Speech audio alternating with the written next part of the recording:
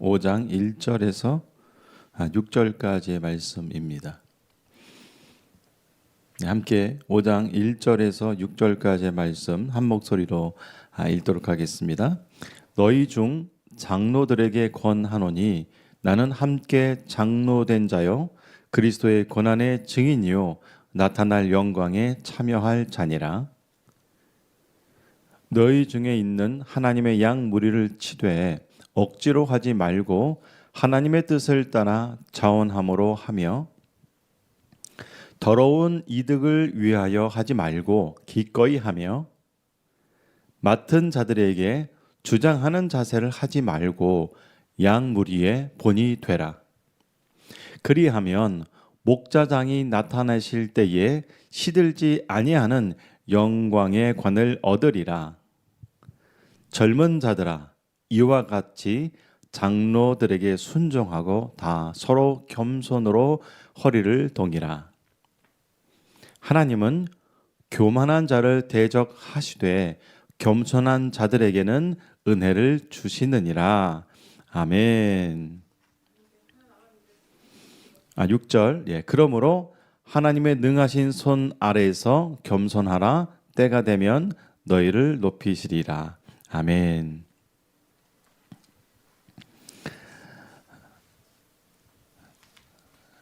제목 한 번만 더 보여주시겠어요? 그 앞에 거? 네. 때가 되면 너희를 높이시리라는 제목으로 여러분과 함께 말씀을 보길 원합니다. 이 오늘 말씀의 때가 되면 너희를 높이시리라 이 말씀은 5장 6절의 말씀을 근거하여서 제목으로 함께 여러분과 말씀을 보길 원합니다. 여러분도 그러신지 모르겠지만 저는 이제 뭐 어떤 예배에 참석했을 때 어떤 제목, 어떤 세미나에 참석했을 때 어떤 주제를 놓고 함께 성경을 보고 성경에 대해서 어떤 메시지를 듣기를 합니다만 저 같은 경우에는 그날의 제목이 그날의 주제가 때로는 그 무엇에 대해서 앞에 나와서 말씀하시는 분이 뭐 말씀하시던가 어떤 이야기를 하실 때에 오히려 그 말씀의 그 제목에 집중되기보다는 그날 읽혀진 그 어떤 본문의 말씀에 마음이 집중되어지는 마치 하나님께서 나에게 이 말씀을 이렇게 빛으로 조명하듯이 비춰지는 그런 말씀들이 있을 것입니다.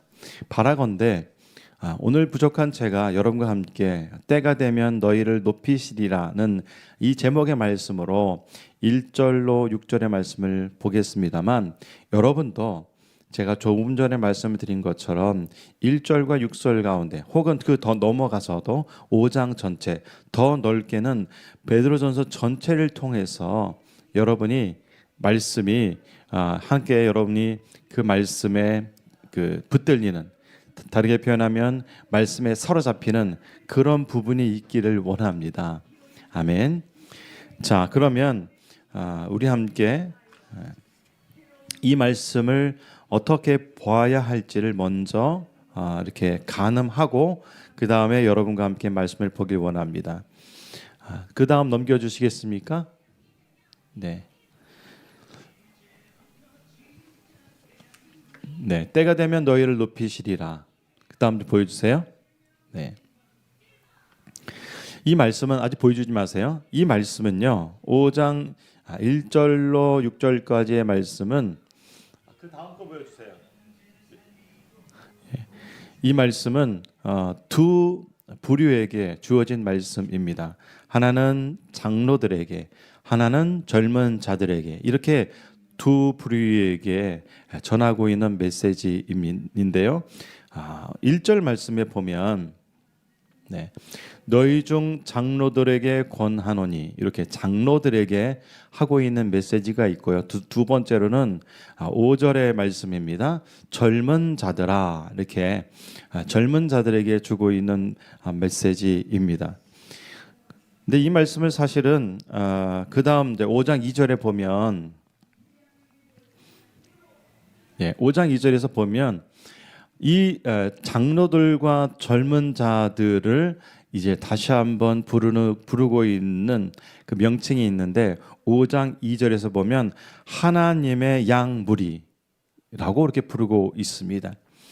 여러분, 너희 중에 있는 하나님의 양 무리라고 이렇게 표현하고 있는데, 이 하나님의 양 무리는 누구냐 하면 베드로전서 1장 1절에서 말하고 있는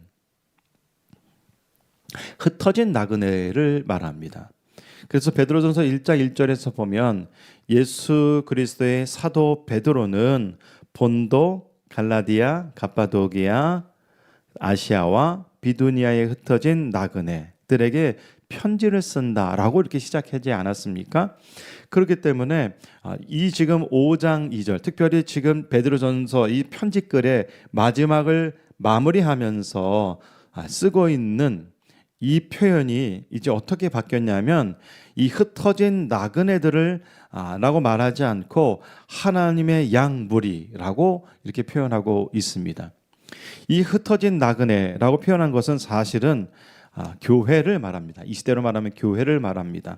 흩어진 나그네들, 즉 유대인 그리스도인과 이방인 그리스도인으로 이루어진 바로 예수를 믿게 된 예수 공동체, 믿음 공동체를 향하여서 이제 끝으로 베드로는 하나님의 양 무리라고 지금 말하고 있다는 것입니다.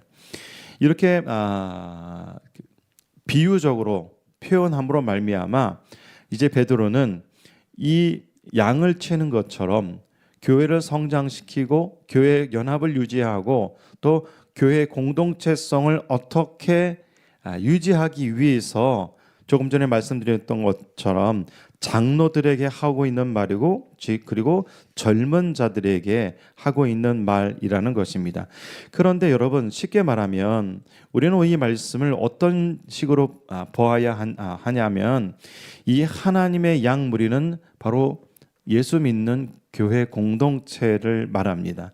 그래서 하나님의 양 무리라고 말하는 이 장로들과 젊은 자들을 우리가 무엇에 근거하여서 말씀을 봐야 하냐면, 어떤 장로들의 됨됨이나 젊은 자들의 어떤 태도를 마치 인본주의적인 접근으로 인하여서 그렇게 요구한다기보다는 결국 목적은 무엇이냐? 하나님의 양의 무리, 교회 공동체의 연합을 어떻게 시킬 것이냐, 그리고 그 가운데에 리더들이, 감독들이, 장로들이 어떻게 어떤 모습을 통해서 하나님의 양 무리, 즉 교회 공동체를 이뤄나갈 수 있느냐, 또 젊은 자들도 그 일에 같이 협력할 수 있느냐, 그것에 대해서 지금 말하고 있다는 것입니다. 그래서 마치 이 본문의 말씀, 마치 5장 1절과 6절의 말씀은 어떤 젊은 집사들을 향하여서, 청년들을 향하여서, 혹은 오늘의 목사 안수식의 목사 안수 대상자를 위해서, 혹은 장로 임직식의 장로들을 위해서 그 태도에 대해서 말하고 있지만, 본론적으로는 지금 무엇을 지금 성령께서는 베드로를 통해서 말하고 있냐면, 하나님의 양 무리, 교회 공동체, 성령 공동체를 어떻게 연합할 거냐, 어떻게 이루어 나갈 것인가에 대해서 지금 말하고 있다는 것입니다. 그래서 그 다음 PPT를 보여드리면 5장 1절입니다. 너희 중 장로들에게 권하노니 나는 함께 장로된 자라고 베드로는 자기 스스로를 그렇게 표현합니다. 그래서 나 베드로는 너희와 함께 장로된 자라고 지금 소개하고 있습니다. 베드로전서 1장 1절에서 보면 그는 이렇게 말하였습니다. 예수 그리스도의 사도 베드로는, 이렇게 말하였던 그가 이제 편지를 마무리하면서 이제 그들에게 당부의 말씀을 성령으로부터 받아서 증거하고 있는데, 그는 나 사도 베드로라고 말하지 않고 나는 너희와 함께 장로된 사람이다 라고 지금 이렇게 말하고 있습니다. 여러분, 결국 하나님의 나라는요, 예수를 믿는 사람들, 교회 공동체, 성령 공동체로 말미암아, 즉 당신을 통해서 이루어 나가고 있다는 사실을 여러분 꼭 아시길 바랍니다. 베드로는 예수님의 수제자였지 않습니까? 예수님의 모든 사건에 가장 근접했던 수제자였습니다. 편지의 이 끝부분을 기록하면서 1장 1절에서 자기 자신은 사도라고 소개했던 그가 이제 오늘 5장 1절에서 보니 나는 함께 장로된 자야 라고 이렇게 굳혀서 말합니다.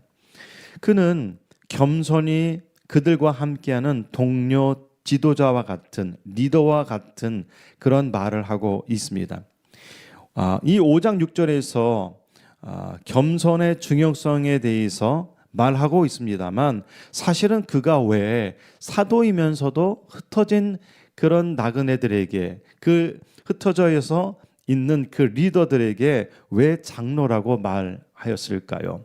이것은 분명히 이유와 까닭이 있습니다. 그것은 무엇이냐면 그들에게 그 장로들에게 그 유대적 배경에 세워졌던 그 장로들에게 마치 예수님의 수제자인 그가 나도 당신들과 같은 장로입니다 라고 말했을 때 그들이 어떻게 받아들일 수 있을까요?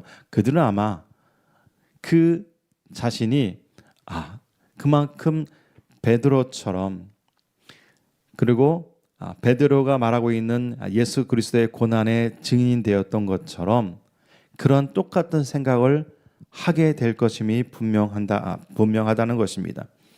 그래서 이 베드로는 자기 또한 장로가 된 위치로 말하고 있다는 것입니다. 베드로 자신이 그리스도의 고난의 증인이라면 너희 장로들 또한 그리스도의 고난의 증인이 되어야 한다는 것입니다. 그래서 그렇게 표현하였지 않습니까? 5장 1절 다시 한번 보면 너희 중 장로들에게 권하노니 나는 함께 장로된 자요 그리고 그리스도의 고난의 증인이요 그리고 나타날 영광에 참여할 자니라 라고 말하고 있다는 것입니다. 이 말은 뭐냐면 너희도 그리스도의 고난의 증인입니다.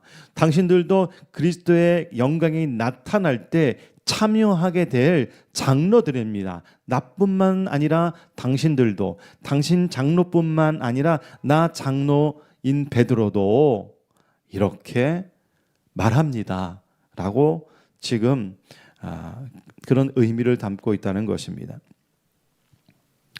베드로는 예수님의 고난을 직접 보았고 그리고 예수님의 남은 고난, 즉 복음을 전하기 위해 그 남은 고난에 참여 중이라는 것입니다. 그래서 그는 의도적으로 5장 1절에서 나 사도 베드로라고 말하지 않고 장로라고 같은 동격으로 말하고 있다는 것입니다. 사실은 이 말씀을 가지고 제가 개인의 사담을 조금만 더 보태서 말씀을 드리면 우리는 성경을 읽고 적용할 때 너무도 인본주의적으로 읽고 해석하고 적용하는 것에 익숙해져 있습니다. 그것이 설교라고 생각합니다. 그러나 이 본뜻은 무엇이라고 말씀을 드렸습니까? 하나님의 양 무리를 향한 것이라고 말씀드렸지 않습니까? 그래서 이 말씀을 똑같이 읽고 장로는 이렇게 해야 돼. 젊은 사람은 저렇게 해야 돼 라고 마치 인본주의 세미나처럼 말씀을 읽고 성경을 적용한다는 것은 말씀을 가지고 더 깊은 하나님 메시지 속에 들어가지 않고 단순히 세미나처럼 단순히 적용하는 데 급급하게 된다는 그런 메시지에 빠지고 있다는 것이 이 시대의 현실이라는 것입니다. 여러분, 말씀을 읽을 때 정말로 하나님의 말씀으로 받고 읽고 적용하기 원하신다면 정말로 하나님께서 말씀하신 그 본 뜻이 무엇인지 발견하는 그 말씀에 조명되어지는 저와 여러분이 되었으면 좋겠습니다. 그리스도인이라는 것은 기독교라는 종교로 말미암아서 내 인생의 행복을 추구하는 것, 행복할 수 있다는 희망을 갖는 것, 그것이 바로 기독교, 예수 믿는 것의 본론이 아니라는 것입니다. 그것이 주요 목적이 아니라는 것입니다. 오히려 오늘 베드로가 말하는 것처럼 예수 그리스도의 삶의 모습을 따라가는 삶, 그것을 닮아가는 것, 그렇게 말하는 것이 오히려 더 정확한 것입니다. 그래서 말하지 않습니까? 나 함께 된 장로 베드로는 예수 그리스도의 고난의 증인입니다 라고 말하고 있다는 것입니다.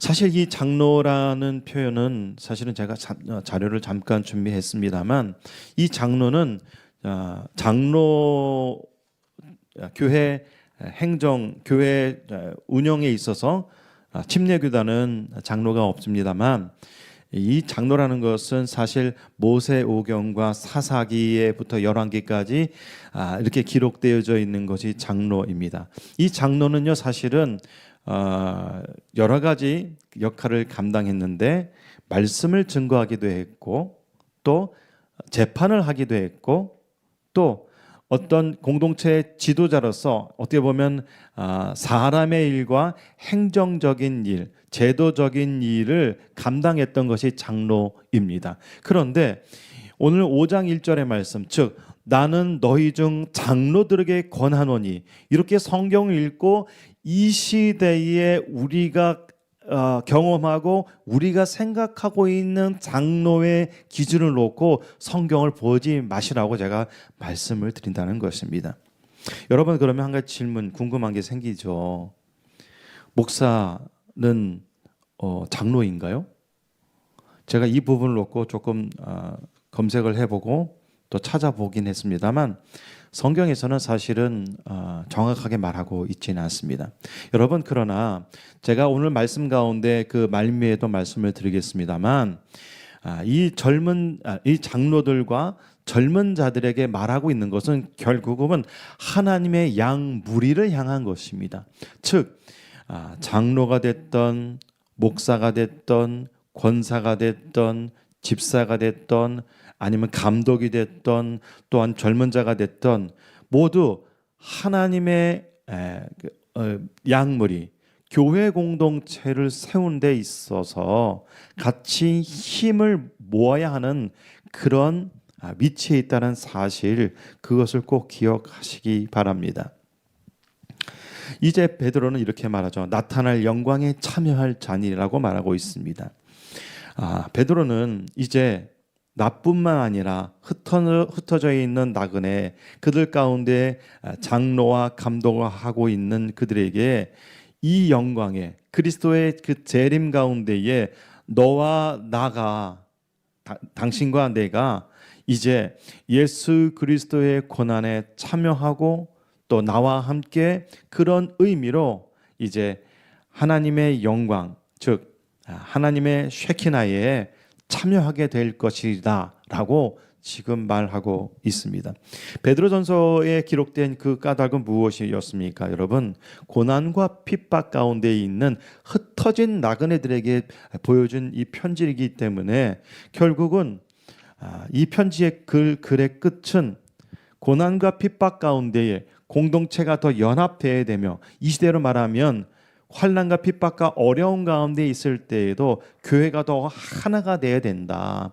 교파와 또한 어떤 교회가 추구하는 어떤 목적성, 그것보다도 하나님 안에서 우리 모두가 하나다. 피부색이 달라도 하나다. 또 성격이 달라도, 연령이 달라도 하나다 라는 것을 계속해서 성경에서 말씀하고 있다는 것입니다. 이제 장로들에게 이렇게 말합니다. 그 다음 PPT 보여주세요. 장로들에게 2절과 3절에서 이제 무엇을 해야 되는지에 대해서 제가 노란색과 빨간색 줄을 이렇게 그어 놓았는데요. 이 장로들에게, 교회 감독들에게, 교회 리더들에게 자원함으로 하라, 기꺼이 하라, 그리고 3절에서 양무리의 본이 되라 라고 지금 말하고 있습니다. 우리가 조금 조심스럽게 봐야 될 것은 무엇이냐 하면, 하나님의 양 무리를 치되, 2절 말씀에 치되라고 되어 있습니다.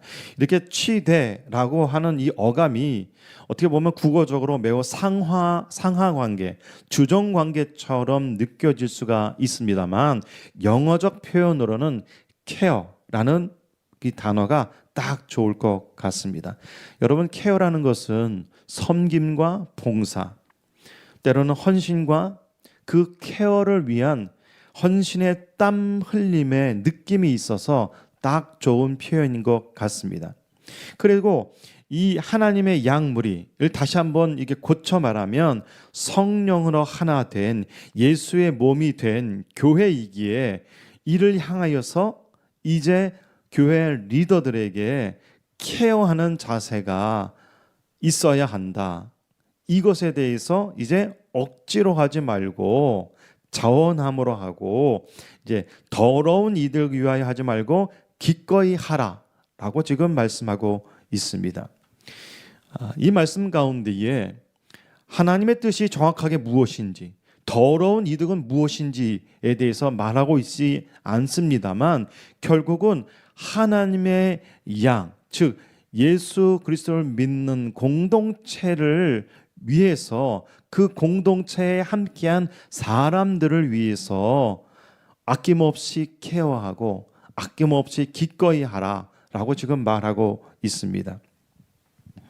하나님의 뜻에 따라 자원함으로라고 말씀합니다. 이 자원한다는 것은 무엇입니까? 스스로 능동적으로 하는 것을 말합니다. 이 스스로 능동적으로 하는데 하나님의 뜻을 따라 하라고 말씀합니다. 이 표현이 다르게 표현하면 성령의 인도하심에 따라, 성령의 명령에 따라, 혹여나 어떨 때는 기도 가운데 응답받아서라고 여러 가지 표현들이 있겠습니다만 이것은 때로는 우리가 살고 있는 이 시대 우리 교회들 가운데 역작용으로 나타나는 것도 사실은 있습니다. 사실은 이것 때문에 내가 받은 것이 하나님의 뜻이야, 하나님의 명령이야 하면서 열정적으로 교회 공동체를 섬기기도 하지만 오히려 그것 때문에 역효과로 인해 많은 불협화음이 이 시대에 많은 교회들에게 발생하고 있다는 것을 아실 것입니다. 모두 저마다 하나님의 뜻이라고 말하는데 왜 이렇게 의견은 다르고 생각도 다르고 방법도 제각각인지 참으로 어려운 현실이 우리네 교회 공동체의 모습이기도 합니다. 여러분, 근데 다시 한번 2절 말씀해 보십시오. 하나님의 양무리, 하나님의 뜻을 찾고 하나님의 뜻을 깨닫고 기쁨과 자원함으로 하는 그 목적이 하나님의 뜻을 따라 그 목적에서 찾을 수 있다는 것입니다. 여러분, 지금 베드로 사도는 성령의 메시지를 지금 받아서 적고 있는데 그 근거가 무엇입니까? 하나님의 양무리를 향한 것이었습니다. 즉 교회 공동체를 연합하는 데 있다는 것입니다. 여러분, 그렇다면 내가 받은 것, 내가 자원함으로 하고 있지만, 내가 기꺼이 하고 있지만, 내가 양의 무리의 본이 되고 있지만 하나님의 뜻과 다른 공동체가 깨어지는 방향으로 가고 있다면 그것은 하나님의 뜻이 아니다라고 말씀드릴 수가 있다는 것입니다. 여러분, 하나님의 양무리를 친다는 것은 무엇입니까? 이 친다는 것은 바로 이 소유가 하나님의 것, 하나님의 것이라는 것 아니겠습니까? 친다는 것은 여러분 그 목표가 무엇입니까? 믿음 공동체를 위해 교회 리더로서, 장로로서, 감독으로서 하나님의 뜻을 알고 이제 자원함으로 따라 이제 하게 된다는 것입니다. 계속해서 반복하는 말입니다만 여러분, 하나님의 공동체는 성령으로 완성되어져 가지만, 성령의 힘으로 이루어져 가지만 결국은 사람이 해야 할 일이라는 것입니다. 여러분, 그래서 이 시대에 사람이 필요한 것입니다. 이 시대에 하나님을 향하여서 고난에 동참할 수 있는, 하나님의 영광을 기다리는 그런 하나님의 사람이 있어야 교회가 성장하고 연합하고 예수 그리스도의 복음을 전할 수 있는 그런 복음의 핵심 근거지가 될 수 있다는 것입니다. 여기서 말하고 있는 또 이제 더러운 이득을 취하지 말라, 더러운 이득을 위하여 하지 말라고 말하고 있습니다. 이 더러운 이득이 무엇인지는 정확하게 알 수는 없습니다만 아마도 2000년 전에 흩어진 나그네 가운데에도 살고 있는 그 리더들에게는 어떤 이득을 얻을 수 있는 그런 기회가 있었던 것 같습니다. 여러분, 그렇다면 하나님의 공동체를 섬기고 하나님의 공동체를 이렇게 케어하는 데 있어서 더러운 이득, 어떤 영어 성경에는 돈으로 표현하고 있습니다만 돈과 명예와 권력에 취하지 말라, 그것이 목적이 되지 말라, 그것을 자랑하지 말라라고 지금 말하고 있다는 것입니다. 이것을 지금 금지하고 있습니다. 3절 말씀에 보면 이제 맡은 자들에게 주장하는 자세를 하지 말고 양무리의 본이 되라.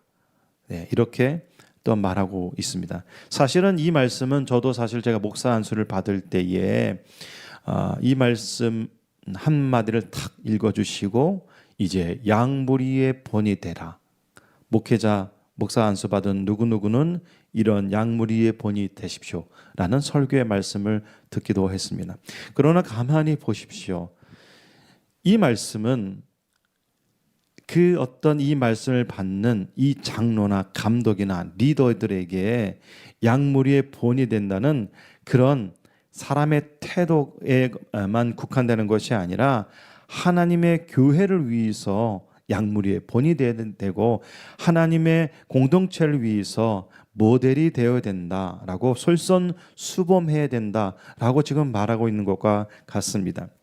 사실 일반 사회에서도 다른 사람에게 본 모델이 된다는 것은 자신 스스로에게도 매우 도전적인 일입니다. 소위 말해서 솔선수범을 보여줌으로 인해서 다른 사람에게 지대한 영향력을 주는 것만큼 사실 좋은 리더십은 없을 것입니다. 여러분, 영적인 일에서도 이런 마찬가지입니다. 예수님께서 보여주셨던 그 삶은 언제나 제자들의 본이 되셨습니다.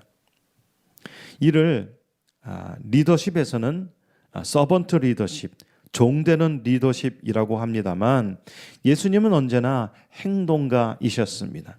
예수님은 걷는 것으로 말한다면 각 고을과 마을, 갈릴리, 가버나움, 가나, 벳세다, 사마리아, 유대, 벳백에, 여리고, 드로아, 시돈 등등 3년 동안의 사역 가운데에 성경 속에서 나타난 마태, 마가, 누가, 요한복음에 나타난 그 지명을 하나하나 열거함으로 인해서 볼 수 있는 것은 무엇이냐면 예수님은 정말로 솔선수범하는 하나님의 나라를 위하여서 섬김과 또한 하나님의 나라의 선포를 위해서 보여주셨던 행동하시는 그러한 솔선수범이 되어지는, 쉽게 말해서 오늘 3절에서 말하고 있는 제자들의 본이 되는 그런 삶을 사셨다는 것입니다.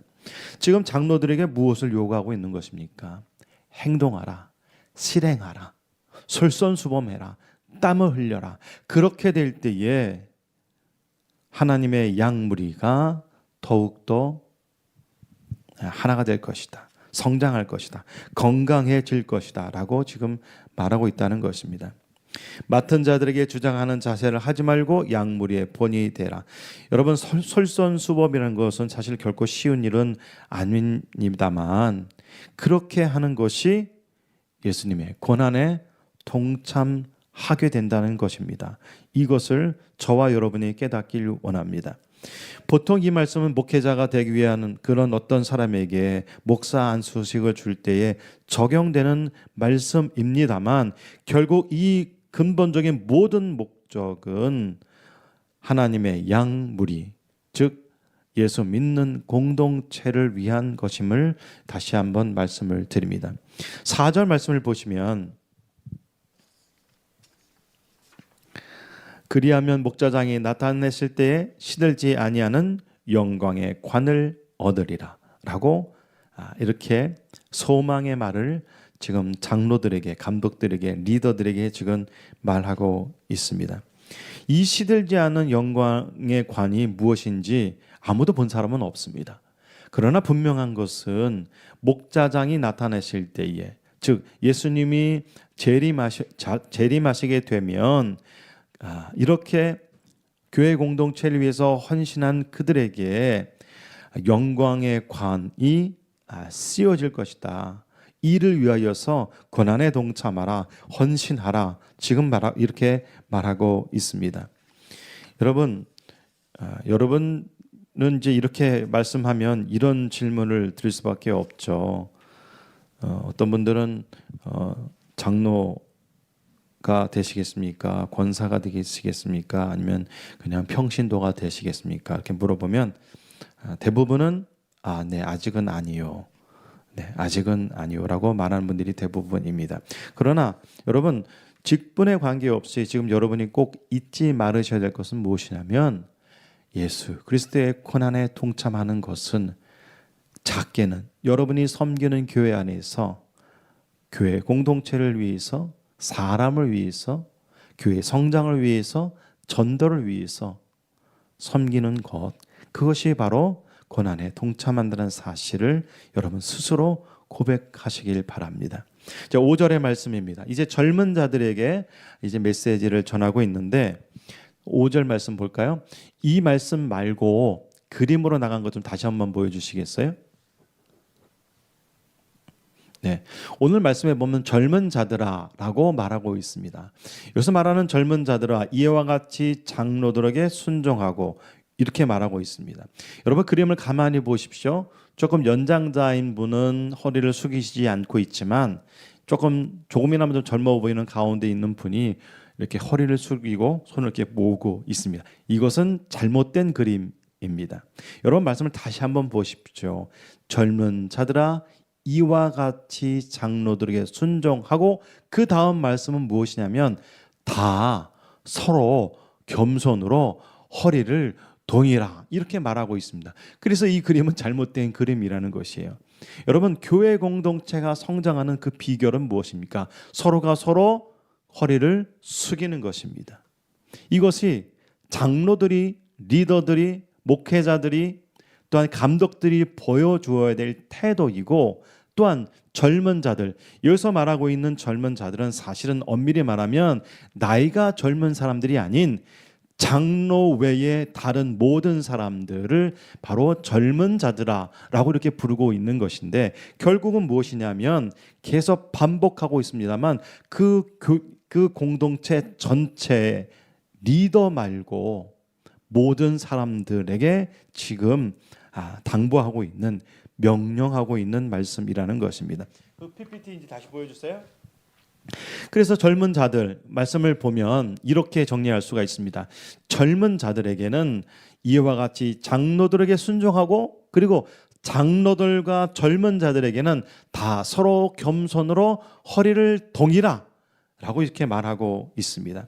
사실 이 말을 문학적 표현이 아닌 이 시대의 우리의 표현으로 말한다면, 장로 당신도 다른 사람에게 어떤 태도를 가져야 되냐? 겸손하게 말하라, 겸손하게 행동하라.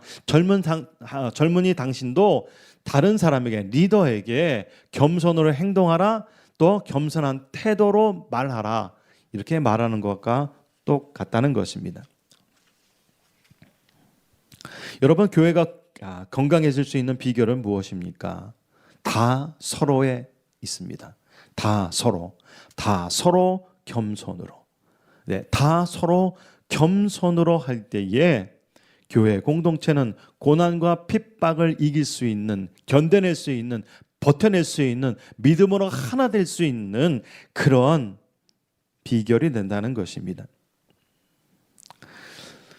이제 하나님께서 은혜를 주시는데 어떠한 사람들에게 은혜를 주시냐 하면 겸손한 자들에게 은혜를 주신다라고 말씀하고 있습니다. 이 겸손은 사실은요, 이 시대에 참 배우기 힘든 단어의 모습이 아닌가 이렇게 생각이 되어집니다. 이 겸손이라는 것은 사실은 예전에는 학교에서 가르쳤고 가정에서 가르쳤는데 이제는 어느덧 학교에서도 가르치기 힘들고 가정에서는 겸손을 가르치기에 참으로 난해한, 말하기 힘든, 가르치기 힘든 부분이 되었습니다. 여러분, 저는 이 부분에 있어서 우리 많은 기독교인들이, 그 부모들이, 또한 기독교 문화가, 특별히 이 교회가 겸손이기 전에 이 겸손이란 단어의 뜻을 이렇게 가르쳐 줄 수 있는 그러한 시대가 되었으면 좋겠습니다. 아니, 겸손이란 단어를 들어보지 않았는데 어떻게 겸손할 수가 있겠습니까?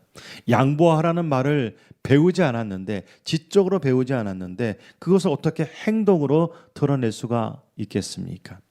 사실은 이 시대는 겸손이 아닌 자기 당당함을 더욱더 중요하게 여기는 것입니다. 여러분, 사실은 저는 이 말씀을 준비하면서 그렇게 생각해 보았습니다. 왜 이렇게 이 시대에 많은 교회들이 힘들어할까? 많은 교회들이 이렇게 제각각 교회는 다니고 있는데 모두가 하나같이 개교회 중심적으로, 개인적으로, 개별적으로 이렇게 신앙생활에 몰두할까? 저는 이것이 이렇게도 표현할 수가 있다고 생각합니다. 자기 자신의 안락을 위해서, 자기 자신의 행복을 위해서 그렇게 행동하는 것이 아닌가 생각이 되어집니다. 여러분, 그러나 성경에서 말하라 하니까 말하는 것이고 성경에서 가르치라 하는 거 하니까 저는 여러분에게 전달하는 것인데, 그것은 무엇이냐면 겸손하기 위해서는 만남이 있어야 됩니다. 겸손하기 위해서는 모여야 한다는 것이 교회의 성경에서 말하고 있는 일관된 그러한 방법, 그 까닭이 된다는 것입니다. 여러분, 결국은 하나님께서는 겸손한 자들에게 은혜를 주십니다.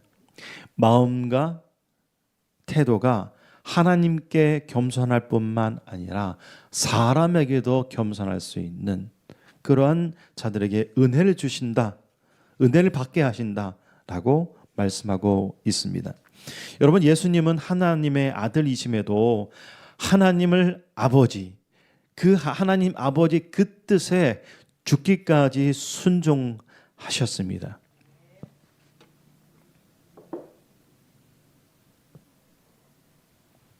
이것이 예수님의 겸손이셨습니다.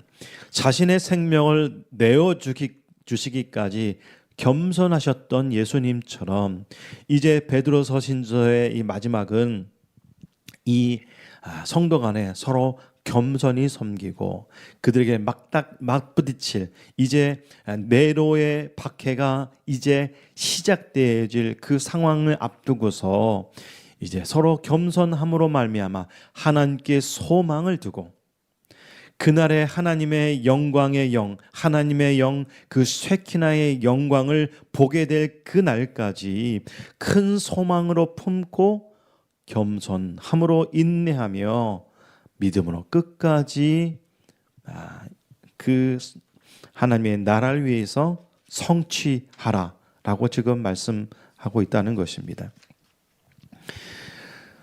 5장 6절입니다. 그러므로, 오늘 제목이 되는 말씀인데요. 그러므로 하나님의 능하신 손 아래서 겸손하라. 때가 되면 너희를 높이시리라 라고 말씀하고 있습니다. 여러분, 때가 되면 이렇게 겸손한 자를 높이실 것입니다. PPT 보여주세요. 아래 거. 하나님은 겸손한 자를 이렇게 높이신다고 말씀합니다. 이 겸손은 결국 하나님의 권위 아래에 자신을 낮춘 것을 말합니다. 하나님께 겸손한 태도가 있는데 어떻게 하나님 말씀에 순종하지 않겠다고 대답할 수 있겠습니까? 하나님 앞에서 겸손한 태도가 있는데 어떻게 성령 공동체 안에서 그 연합을 깨어뜨릴 수 있겠냔 말입니까? 결국 이 겸손으로 인하여서 교회 공동체가 제일 처음으로 갖춰야 될 그 태도, 리더가 됐던 평신도가 됐던 그 누구가 됐던 이 겸손함으로 교회 공동체가 하나가 될 때, 때가 되면 하나님께서 너희를 높이시리라고 말씀하고 있습니다. 사실 이 때라는 것은 정확하게 하나님의 시간, 카이로스의 시간을 말합니다. 이 때가 되면은 사실은 당대에 이루어질지 아니면 죽어서 이루어질지는 성경에서 정확하게 말씀하고 있지는 않습니다만, 우리가 분명하게 알 수 있는 것은 무엇이냐? 하나님의 역사 가운데, 하나님의 경륜 안에 있으면 언젠가는 그렇게 겸손한 자를 높여주는 날이 있을 것이다 라고 지금 말씀하고 있습니다.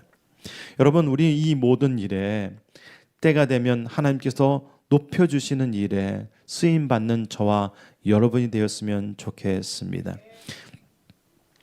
기도하시겠습니다. 살아계신 아버지 하나님, 오늘 베드로전서 5장 1절로 6절의 말씀을 통하여서 이제 성령이 충만한 베드로는 그가 그 자신이 사도가 아니라 너희와 같은 장로로서 그 입장 가운데 그 태도로서 동일하게 요구하고 있습니다.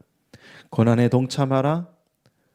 또한 그리스도의 하나님의 나라를 위하여서, 하나님의 약물을 위하여서 또한 헌신하는 자세로, 자기 자신을 주장하지 말고 본이 되는 마음으로, 본이 되는 태도로, 또한 어떤 자신의 이득과 명예와 어떤 이득을 위해서 하는 것이 아니라 하나님 앞에 기꺼이 하는 자세를 갖는 우리 모든 믿음의 사람들 될 수 있도록 우리를 주장하여 주시옵소서. 사실은 이 일은 쉬운 일은 아닙니다. 때로는 내 인간적인 마음이 올라올 때도 있습니다. 내 생각이, 내 혈기가 앞설 때가 있습니다. 이때 무릎 꿇고 기도하고 하나님의 때를 기다릴 수 있는, 또한 겸손의 모습을 하나님과 사람 앞에 보여줄 수 있는 그런 사람이 되도록 우리를 주장하여 주시옵소서. 우리를 성령님이여 통치하여 주시옵소서. 우리의 구원자 되신 주 예수 그리스도의 이름으로 감사하며 기도드립니다. 아멘.